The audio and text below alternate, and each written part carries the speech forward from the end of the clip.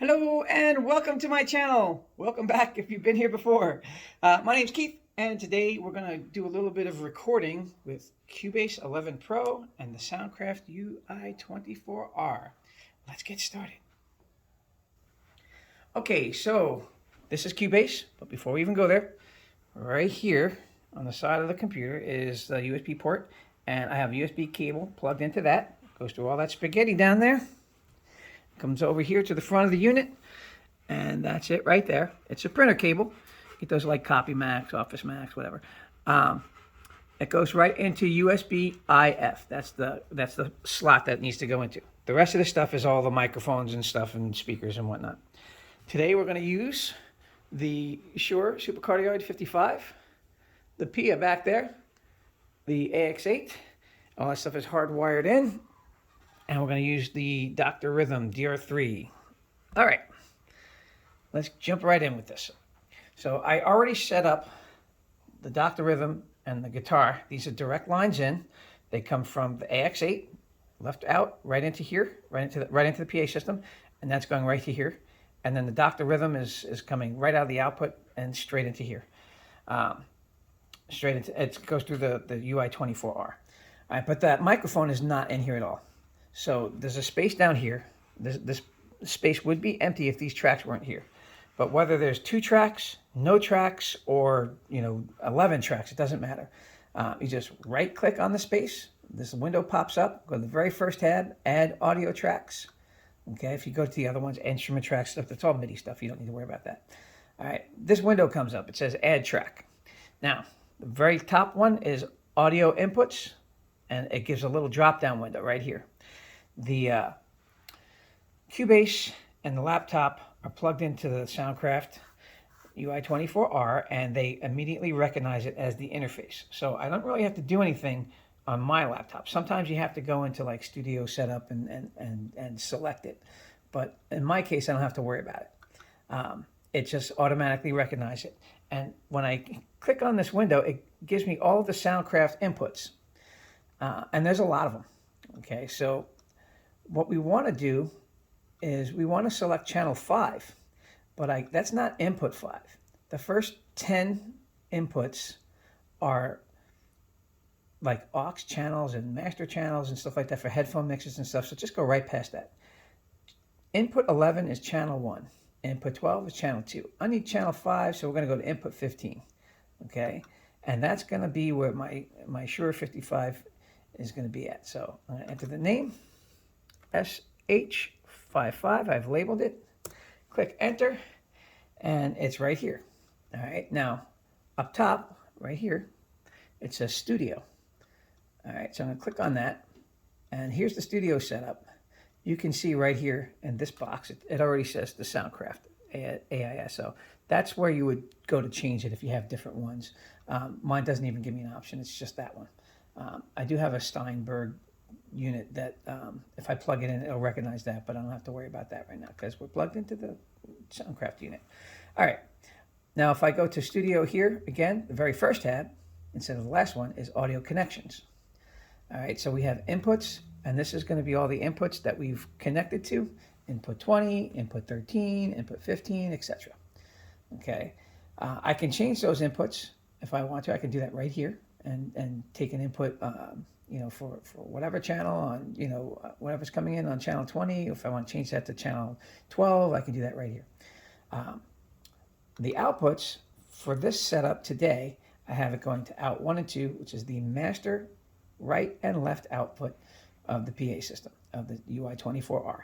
I can choose to send it back to individual channels.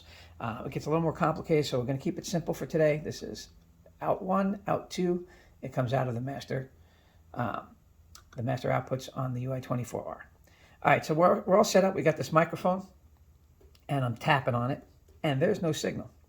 So right next to this red button here, this red thing, that's the record button. We're going to go ahead and arm those. So all these tracks are armed, ready to record, but I can't hear what's going on. If I push record right now, a signal will come through, and it will start to record, but I cannot hear it or see it. So I have to click this little monitor button, and that's going to enable me to see. Okay. The problem with this is there's latency, so it's a little bit late. So I tap it, and it's behind. Also, so you're aware that this signal comes into the preamp, exits the Soundcraft unit, goes into the DAW, and then goes back into the masters, bypassing all the effects. So watch this. Check. Check.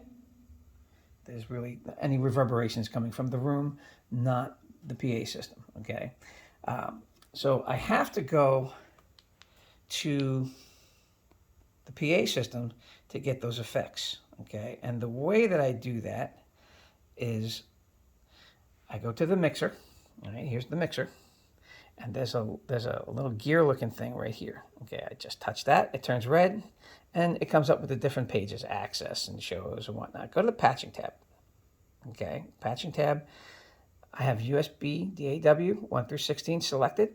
Okay, now, I wasn't getting output on this yesterday, so I had to reset and patch 1 to 1. I also had to restart my computer because my computer was really being a nuisance, and that fixed everything. All right, now if I go to activate sound check, all right, watch what happens. I got a signal coming through, I can see it, and then listen to the sound. Check. And clearly here there's a delay on that. So now I've got the effects coming through, and I've got the signal coming in. If I record in this format, right here, and at this position, I'm going to get the signal coming through. I'm going to hear all the effects and the desired output that I want coming through the PA system, but it's going to record dry. All right, so let's get started. We're going to jump into there. We're going to move pretty quickly. We're going to get a guitar going, and we're going to get that drum machine going, and we're going to have the room mic set up. So I'm using the 55 as a room mic. It's not an appropriate room mic, but this is just an example. All right, I got my guitar plugged in. There it is. Now, I like to have the amp in the room just for the latency issue, so I can hear it better. But that's my like external monitor. All right, I've got the drum machine already set up where I want it to be. Now I'm going to go down here. I'm going to put my cursor to the beginning to make sure we're at the beginning of the track. If I want to set it somewhere else, I can go up to the top and just kind of move it wherever I want. See that? We're going to go to the beginning. Now go down here. This is why I do all the controls for Cubase. You can do it up here, but it's just easier for me down here. I like that. It's more convenient. It's bigger. All right, so go down in the circle. That's the record button. And bang, we're recording. These are red. That's hot. Hit the intro.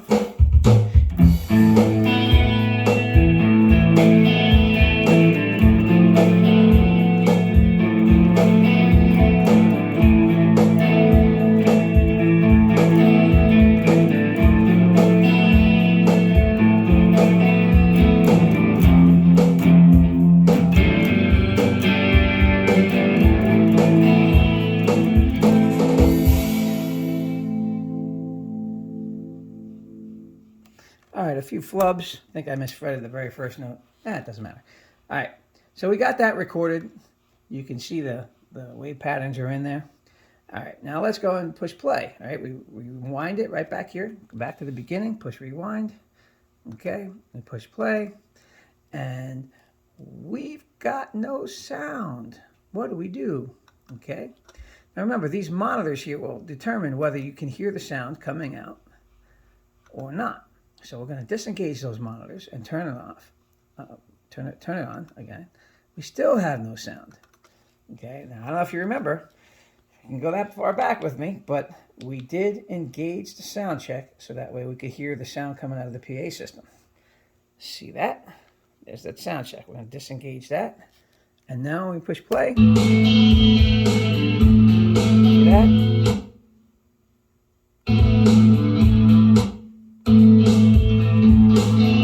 All right, so that's how you record, that's how you play back, that's how you get your sound to come out. Let's do some fun stuff. Okay, so we're going to rewind this, and we're going to disarm all these tracks so we don't have any risk of recording over anything. But I'm going to turn on the microphone, okay? And when I rewind it and I push play, watch this, this is fun.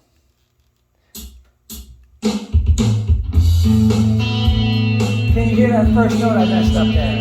All right. I got the live mic going with 2 tracks on. It's pretty cool.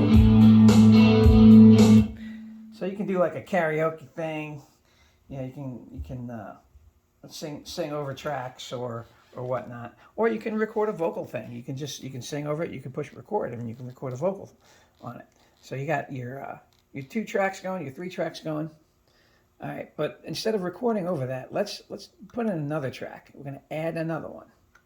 All right, see how easy this is? I just right-click, the add track comes up. I'm going to go to channel 13, or input 13, which is the same input that's here. Okay, we're just going to reroute it to this track, and we're going to call it Guitar 2. Push Enter. All right, I'm going to bring it to the bottom because I don't want to confuse them. All right, we're going to disengage that, engage that. All right, so now we're set up. What we have here is 1, 2, 3 tracks that are not armed. They're not going to record. If we push the record button, these tracks are safe. This track is armed, and it's coming through the monitor, okay? I'm going to change the channel on my AX8.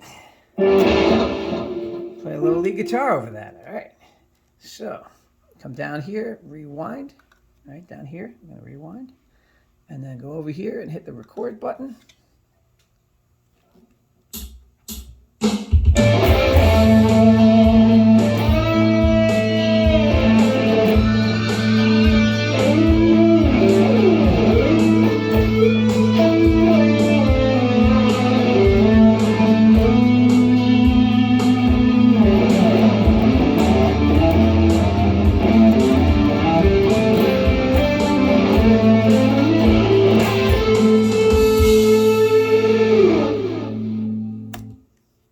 All right, basic lead, nothing special. All right, so we're going to rewind it. Disarm the track. Take the monitor off. Push play, and now we should be able to catch all those tracks together.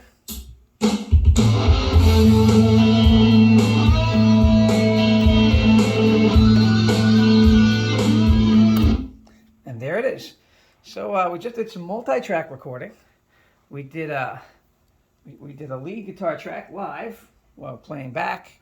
We did a little bit of vocals live while we're playing back, and we recorded the lead guitar track after the fact. So, you know, basic fundamentals of a studio. You know, you can, if you had a drum kit, you could, you know, run like 6, 8, 10 mics on a drum kit. Put the drum, bass, guitar. You can do live recording. You can record them separate. However you want to do it. It's pretty. This is a pretty great unit. Pretty neat setup.